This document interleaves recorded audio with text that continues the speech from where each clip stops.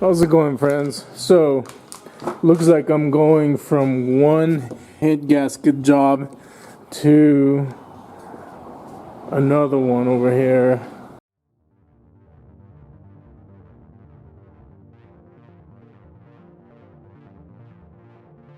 The Chrysler Newport looks like it might have a blown head gasket. So right now what I'm gonna do, it's a compression check.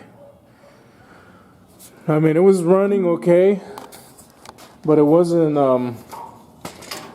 when I test drove it, it didn't seem like it had any power, you know. It was going, but not, it just didn't seem like it had any power. I mean, it was going, but not as good as I thought it should have been. We're gonna find out if this thing has any compression.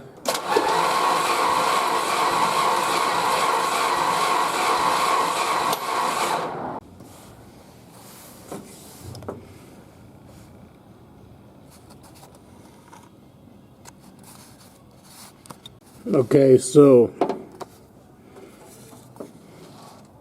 wow, this thing didn't even build up 30 psi. I'm gonna give it another crank. But I'm gonna hook up the battery charger to the battery so that the battery doesn't drain while I'm like testing the rest of the cylinders.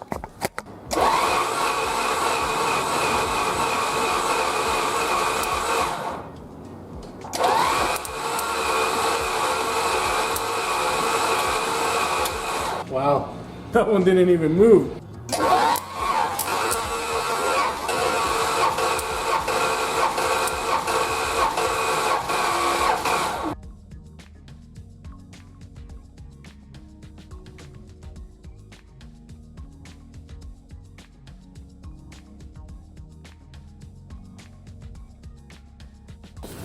So far, I'm not seeing good results.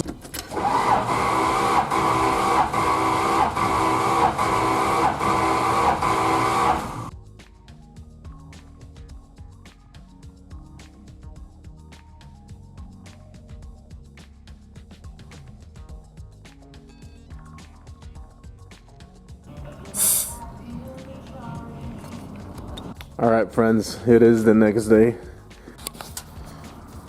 So I have to point out a few things. This vehicle had to have had overheating issues prior to me having the vehicle.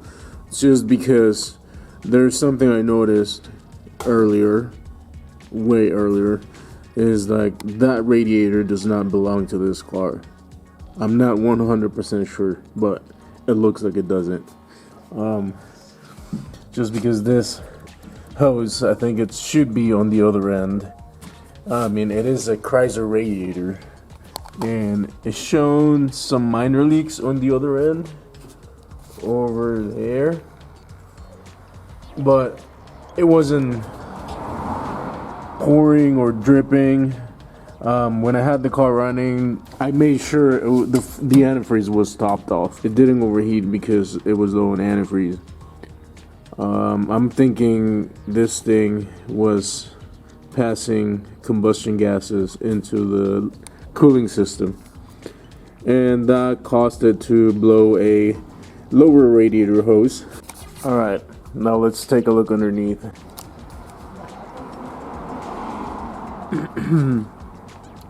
So here's that hose. We got this hose that goes from one end all the way down to this end into the water pump way up there somewhere. They added this elbow right here, which I've never seen in a vehicle before. Oh man, I have no words to describe this. Anyway, we're gonna have to get the proper radiator also. That is pretty much all I got for today on the Chrysler Newport. I will continue to work on it, so stay tuned if you like what you're seeing. And I will be posting more videos on this repair. I don't know what I'm doing to it exactly, honestly. Part of me wants to pull the whole entire engine out, and part of me wants to just pull the heads and see what the damage is. At this point, I'm not entirely sure what I'm gonna do with it. I'm open for suggestions, so leave a comment, let me know.